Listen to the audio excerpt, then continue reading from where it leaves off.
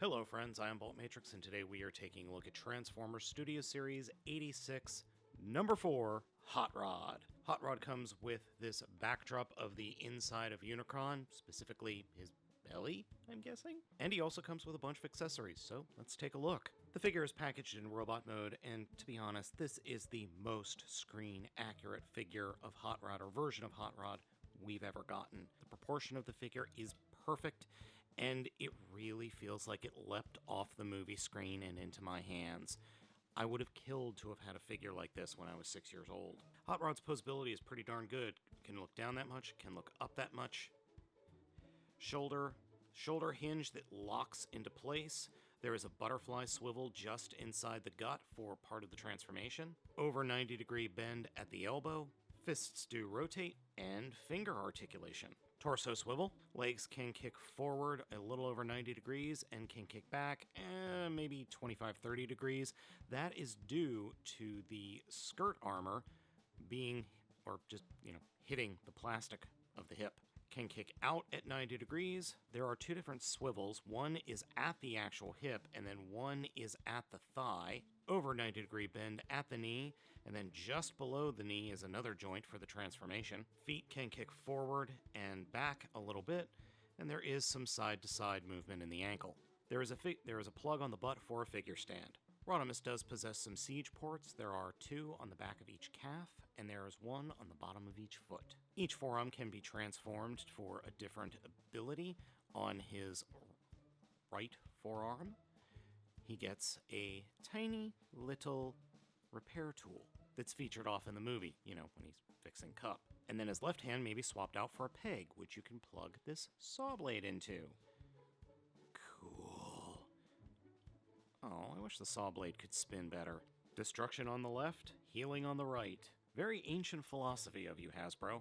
The saw can be used on anything that's a 5mm peg port, so you can equip Cliffjumper with the absolute worst bayonet known to man. Hot Rod also comes with 2 Photon Lasers, which fit neatly in the hands. Both of them are molded uniquely. They're not the same, but they're both Photon Lasers. That's actually a callback to the original Generation 1 figure. He came with 2 guns, and they were both Photon Lasers, and they were both molded differently. The figure also comes with these flame effects, which can be used in vehicle mode, and they can also be used in robot mode at the tips of the guns, or the flames can be attached to the tips of his exhaust pipes on his wrists for shooting action. When you feel like shooting at a shuttle. And speaking of shuttles, when you need to actually zoom in and look at them, Hot Rod has this handy-dandy little visor stored in his head. Just flip it down and take a gander.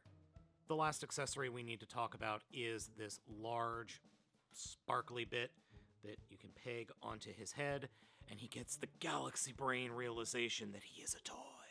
Okay, all fooling aside, he comes with a matrix of leadership. And the matrix itself is very well detailed. It's awesome. It's just awesome. That galaxy brain piece I was talking about is this little glowing bit that goes onto the matrix. So Hot Rod can light our darkest hour. This is the perfect accessory for this figure, hands down.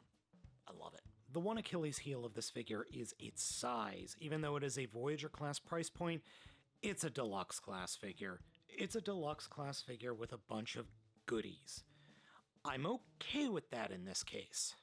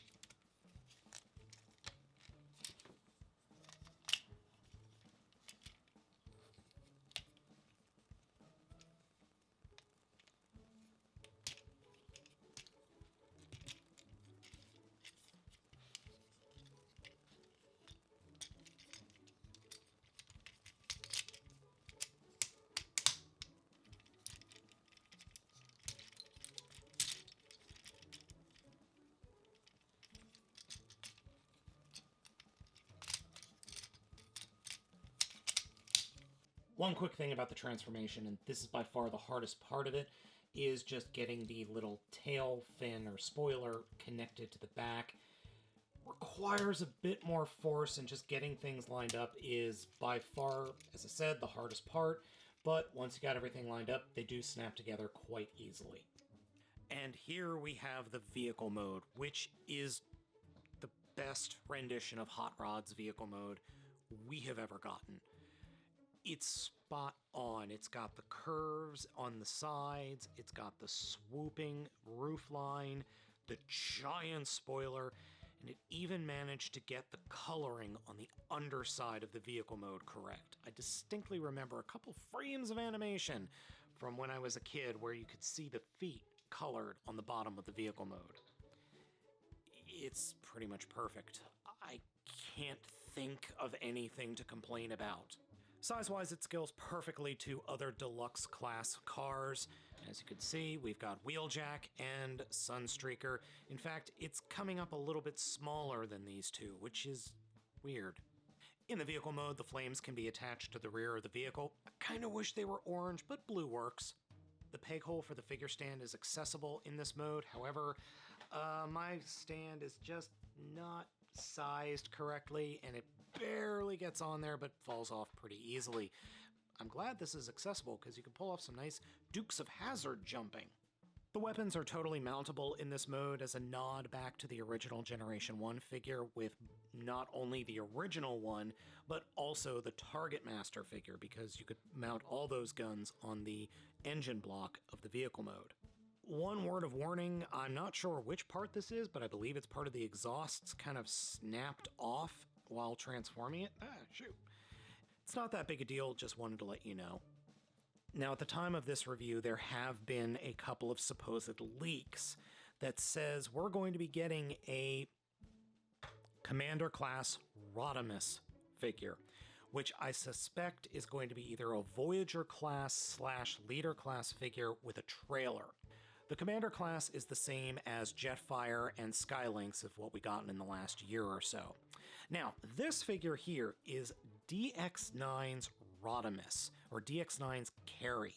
Unfortunately, DX9 is now defunct, and it sounds like they have gone the way of the Dodo, similar with a couple of other third-party companies recently. Hasbro is going to have to make a better figure than what we have here in order to really impress me. This is by far the best version of Rodimus Prime we have ever gotten. It just needs an Autobot symbol on the chest. This Hot Rod is the best Hot Rod that Hasbro has ever done. If Hasbro can match this third-party figure, then I don't know what to say. They've improved their tooling, and they've improved so much so that Masterpiece is no longer needed, because that's what this is. This is a Masterpiece grade figure in deluxe class size. Thank you so much for watching this video review. I hope you enjoyed it. Let me know what you think of the figure down in the comments. Be sure to hit those like and subscribe buttons, please. Oh, and that bell, be sure to hit it, because believe it or not, you hitting that bell helps me out tremendously. It tells YouTube that you're interested in my content. Again, thank you for watching. As always, I have been Baltmatrix, and I'll catch you next time.